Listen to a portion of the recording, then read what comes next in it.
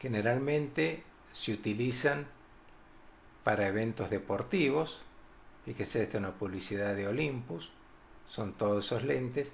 Son tan largos y tan pesados que el trípode se monta en el objetivo y no en la cámara, porque si no, si se montara en la cámara el trípode, la cámara se caería por el peso que tiene el teleobjetivo. Fíjense además el diámetro de la boca. Esto que nos indica que si la distancia focal era larga, yo debía tener, para tener un número f grande, un diámetro efectivo grande. Y abajo tenemos otro objetivo que tiene su propia manija para agarre. Fíjense el sistema para encastrar el trípode en el objetivo de la cámara. Una foto tomada con un gran angular y la misma escena tomada con un teleobjetivo. Miremos las fotos de la derecha. Evidentemente la primera foto está tomada con un gran angular, la de abajo con un teleobjetivo. Pero fíjense cómo altera la perspectiva. Primero, la primera imagen tiene un ángulo de cobertura mayor, la imagen de arriba. Miremos la distancia aparente entre la ventana y el balcón donde se asoma el personaje que está fotografiado. En la foto de abajo, tomada con un teleobjetivo, un ángulo de cobertura de visión mucho menor, parece que la ventana está mucho más cerca del señor que está asomado en el balcón. ¿Qué quiere decir? Que el gran angular exagera la perspectiva, el teleobjetivo la comprime.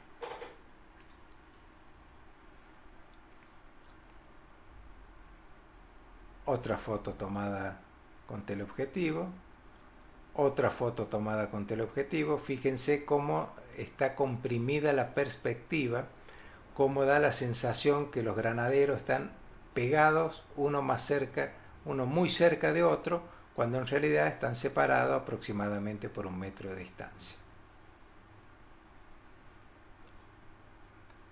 Una foto tomada desde altura de un caserío, también tomada con un teleobjetivo. Fíjense cómo está comprimida la perspectiva. Otra foto tomada con teleobjetivo. Y hay un caso especial de teleobjetivo de larga distancia focal, pero de una construcción tal que tiene incorporados espejos en su interior para que la longitud real sea más corta que la longitud efectiva. O sea que los rayos que entran por la boca, de donde está ubicado el hombrecito del dibujo, se reflejan en un espejo trasero que está en la parte posterior, se reflejan en otro espejo que está en el centro de la boca del objetivo y a su vez ahí son reflejados y llevados al sensor o la película. ¿Cómo reconozco un objetivo catadióptrico? Porque tienen un disco en el centro del objetivo que es donde está ubicado el espejo. Un disco, obviamente, que no deja pasar la luz, solo refleja en el interior. Bueno, esta es una clasificación que no la voy a leer para no aburrirlos. Y vamos a pasar a mencionar un objetivo de uso muy masivo, muy popular, que es el objetivo zoom.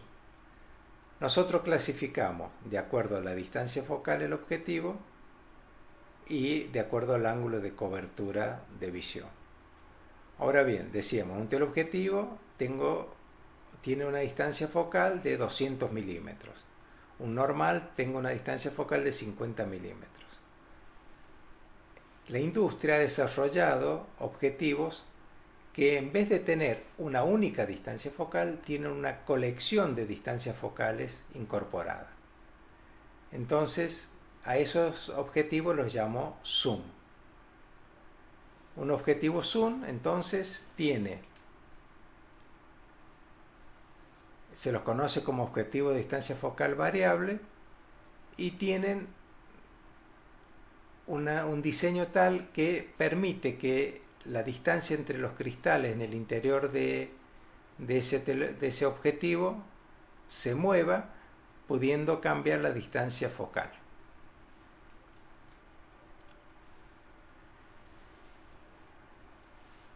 ¿Yo cómo identifico un zoom? Porque me da los extremos de las distancias focales a las cuales puede funcionar. Por ejemplo, un zoom 70-200 quiere decir que funciona como un objetivo de 70 milímetros hasta un objetivo de 200 milímetros, pasando por todas las distancias intermedias. Esto me prefigura alguna de las ventajas. Puedo modificar el tamaño aparente de la imagen sin variar la distancia entre la cámara y el motivo. Yo moviendo el zoom, haciendo que funcione como teleobjetivo o como gran angular, por ejemplo, estoy modificando el tamaño aparente de la imagen, sin necesidad de estar moviéndome, acercándome o alejándome del motivo. Es como si tuviese una gran colección de objetivos de distancias focales fijos metida en mi cámara, con un precio mucho menor.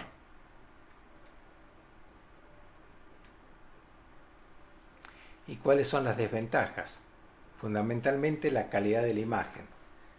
Originalmente las imágenes obtenidas con un zoom eran bastante deficientes, pero el desarrollo tecnológico hace maravillas y si bien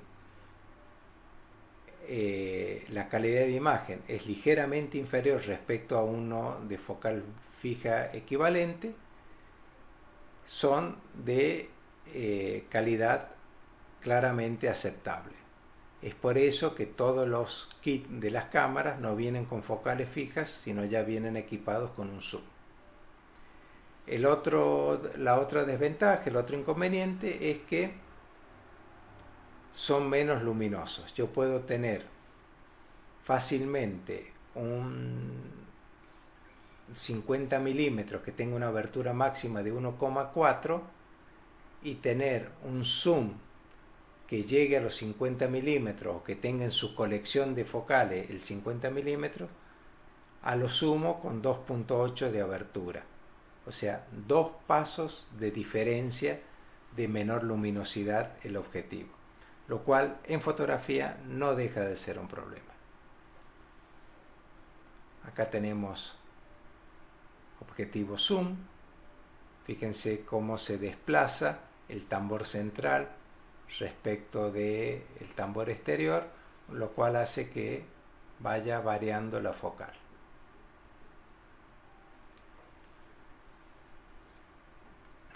Acá está lo que yo decía. ¿Cómo se conoce el zoom? Porque indica los extremos de su distancia focal. En este caso es un lente Nikkor, para cámaras Nikon, que tiene 55 milímetros de distancia focal más corta, 200 milímetros de focal más larga. Fíjense que al lado aparece las aberturas de diafragma. Y fíjense que aparecen 2 aberturas de diafragma. ¿Eso qué quiere decir?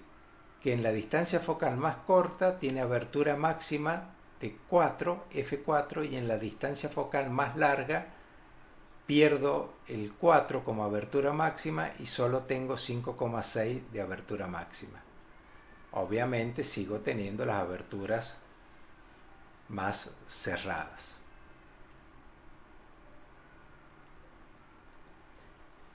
Y hay lentes zoom que tienen la misma abertura en todo el rango de focales con las cuales trabajan, como es el ejemplo de este Nikon 17-35 milímetros, foco diafragma 2,8, o el Canon 16-35, que tiene la misma abertura máxima en todo su recorrido. tengo el rango de los teleobjetivos con zoom 70-200 con el mismo rango de diafragma en todo su trabajo.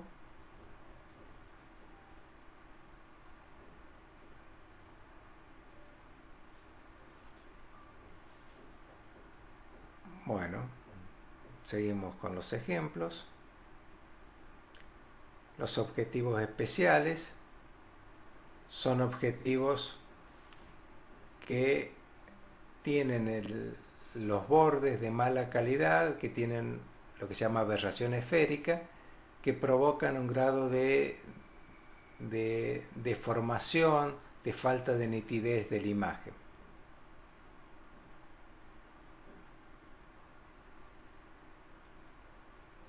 Los objetivos macro, que son objetivos que están diseñados especialmente para tomas muy cercanas de objetos, es lo que llamamos macrofotografía, no confundir con microfotografía, que es la fotografía tomada a través de microscopios.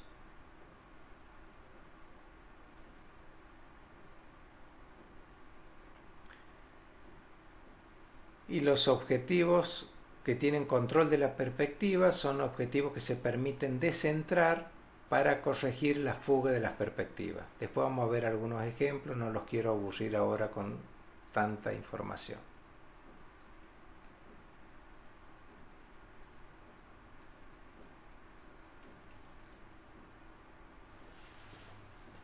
Comparemos dos imágenes obtenidas con un gran angular de 24 milímetros y con un teleobjetivo de 135 milímetros. Fíjense el tamaño de la mano de la modelo,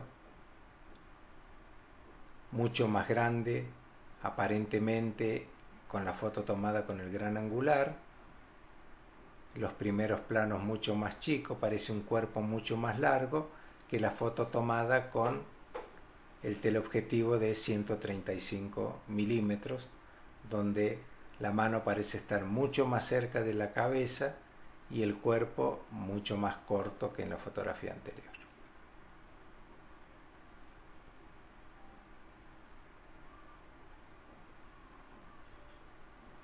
La foto de la izquierda con gran angular, la de la derecha con teleobjetivo. Esta es una foto tomada con gran angular, encontrando la distancia justa para que lo que entra en escena, el ángulo de cobertura, sea exclusivamente la Torre Eiffel. Y esta es una foto tomada con un gran angular desde una toma que se llama en contrapicado, desde abajo hacia arriba, aprovechando o usando a mi favor la deformación de la perspectiva de la lente.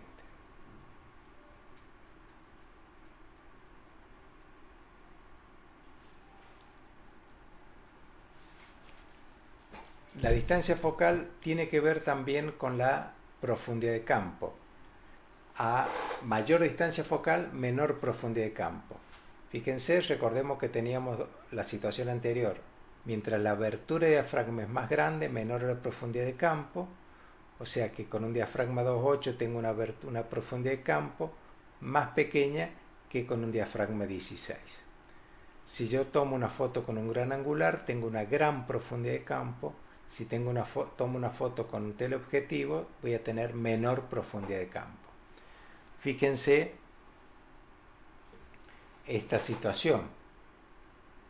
Está tomada con un teleobjetivo. Obviamente el fotógrafo no puede entrar a la cancha, estar a la distancia que encuadraría con un gran angular esta escena. Está tomada con un teleobjetivo desde el borde de la cancha.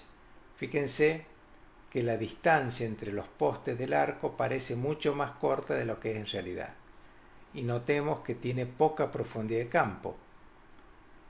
El foco está en el arquero que está atajando el penal, o el disparo, no necesariamente puede ser un penal, y fíjense que la gente que está ubicada en la tribuna al borde de la cancha está fuera de foco, o sea, está más allá de la profundidad de campo.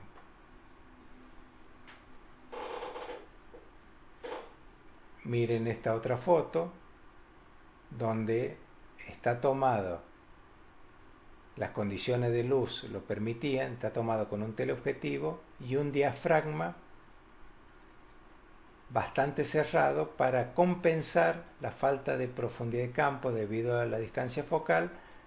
La compenso usando aberturas cerradas. Fíjense que yo lo puedo ver a Carlos Tevez, identificarlo, reconocer, y si tengo un amigo en la tribuna capaz que también lo pudiese reconocer porque lo puedo identificar claramente porque se ven todos nítidos. Ahora bien, notemos que Carlos Tevez parece que está prácticamente al lado de la tribuna, cuando en realidad entre el borde de la cancha y las tribunas hay una distancia considerable.